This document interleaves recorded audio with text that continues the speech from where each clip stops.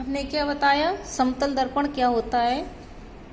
एक प्लेन कांच की पट्टी है, इस पर हमने पॉलिश कर दी है, तो ये कहलाएगा समतल दर्पण। और दर्पण कई प्रकार के होते हैं। गोलीय दर्पण, गोलीय स्फेरिकल मिरर, इसके नाम से समझ में आ रहा होगा, गोलीय दर्पण मतलब गोल होगा। गोल कांच की कोई बॉल है, कांच की एक बॉल है गोल, उस कांच की बॉल से हम छोटा सा टुकड़ा ऐसे कट कर लेंगे।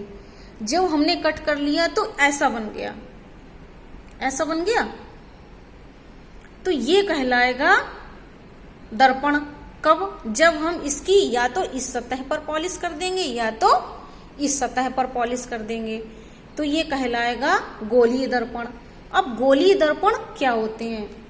वे दर्पण जो कांच के खोखले गोले के पृष्ठ का एक भाग होते हैं, गोलीय दर्पण कहलाते हैं। अब गोलीय दर्पण कई प्रकार के होते हैं, जैसे अवतल दर्पण, कॉनकेव मिरर। कॉनकेव मिरर क्या होता है? हमने बताया था, कांच की एक पट्टी है, बॉल है, उस बॉल से हमने एक टुकड़ा काट लिया है, ऐसे कट कर लिया है। जब ये टुकड़ा कट करने के बाद अगर हम इसके उभरे हुए तल पे, ये पीछे उभरा है, इसके पीछे उभरे हुए तल पे अगर हम पॉलिश कर देंगे तो वो बन जाएगा हमारा कॉनकेव मिरर। कॉनकेव मिरर क्या होते हैं? ये कांच का गोला, इससे हमने इतना सिरा कट कर लिया, इसके हमने उभरे हुए तल पर पॉलिश कर दी है, तो ये बन जाएगा अवतल दर्पण।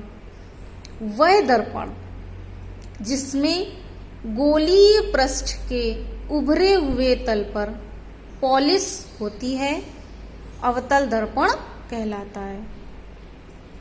यह है अवतल दर्पण। और इसके धसे हुए तल को परावर्तक पृष्ठ बोलते हैं, क्योंकि किरण यहाँ पर आएगी और यहीं से परावर्तित होकर वापस जाएगी, तो ये अंदर का जो हिस्सा है वो परावर्तक पृष्ठ है और जो पीछे है इसमें पॉलिश है। अब अगला है उत्तल दर्पण। उत्तल दर्पण क्या होते हैं? हमने बताया था कि अगर हम उभरे हुए तल पे पॉलिश कर देते हैं तो क्या बन जाता? अवतल। यदि हम धसे हुए तल पे पॉलिश कर देते हैं तो क्या बन जाता है? वो उत्तल दर्पण। उत्तल दर्पण कॉन्वेक्स मिरर, वह दर्पण जिसमें पृष्ठ के दबे हुए तल पर पॉलिश होती है, उत्तल दर्पण कहलाता है। हमने क्या बताया?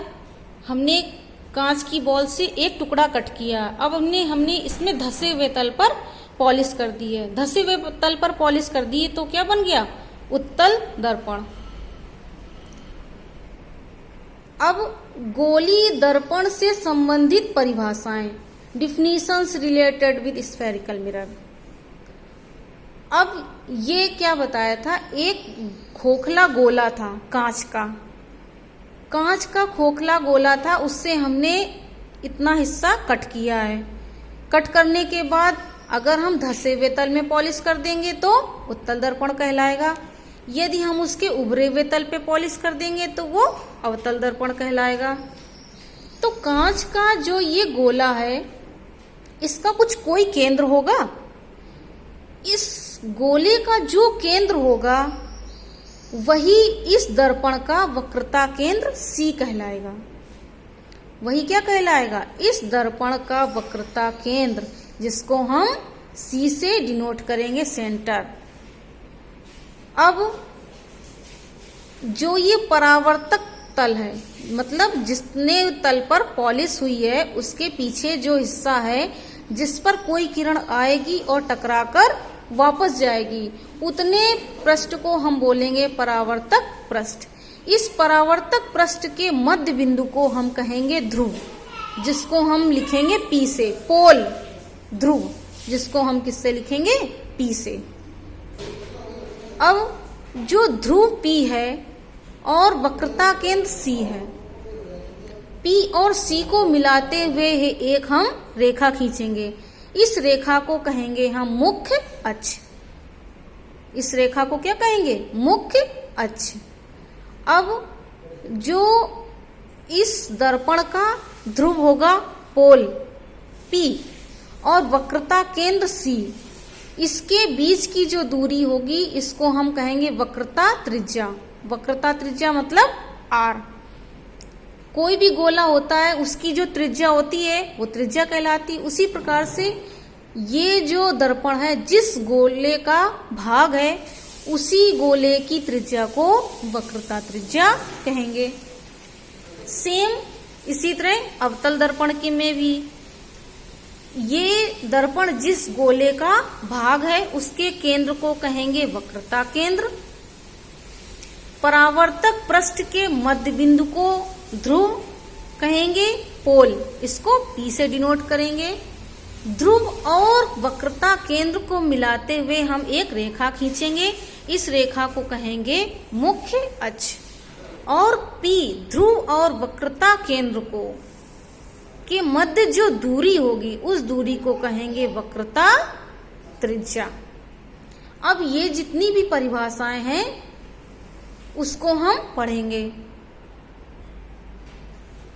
दर्पण का ध्रुव, गोलीय दर्पण के परावर्तक तल के मध्य बिंदु को ध्रुव कहते हैं, उसको हम P से डिनोट करते हैं।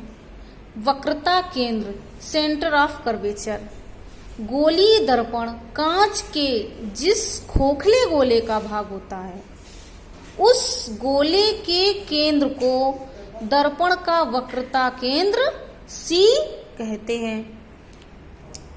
वक्रता त्रिज्या रेडियस ऑफ कर्वेचर, गोलीय दर्पण जिस खोखले गोले का भाग होता है उसकी त्रिज्या को दर्पण की वक्रता त्रिज्या R कहते हैं। मुख्य अक्ष प्रिंसिपल एक्सेस, गोलीय दर्पण के ध्रुव P तथा वक्रता केंद्र C से होकर जाने वाली रेखा को दर्पण का मुख्य अक्ष कहते हैं। ये बताया हमने। परावर्तक तल के मध्य बिंदु को ध्रुव कहते हैं, पोल इसको P से डिनोट करते हैं। ये वक्रता केंद्र सेंटर ऑफ कर्वेचर, इस खोखले गोले का जो केंद्र है इसको C से डिनोट करते हैं, इसको वक्रता केंद्र कहते हैं। ध्रुव और वक्रता केंद्र के बीच की दूरी को वक्रता त्रिज्या कहते हैं। ध्रुव और वक्रता केंद्र को मिलाते हुए एक हम रेखा खींचेंगे, इसको दर्पण का मुख्य अक्ष कहते हैं।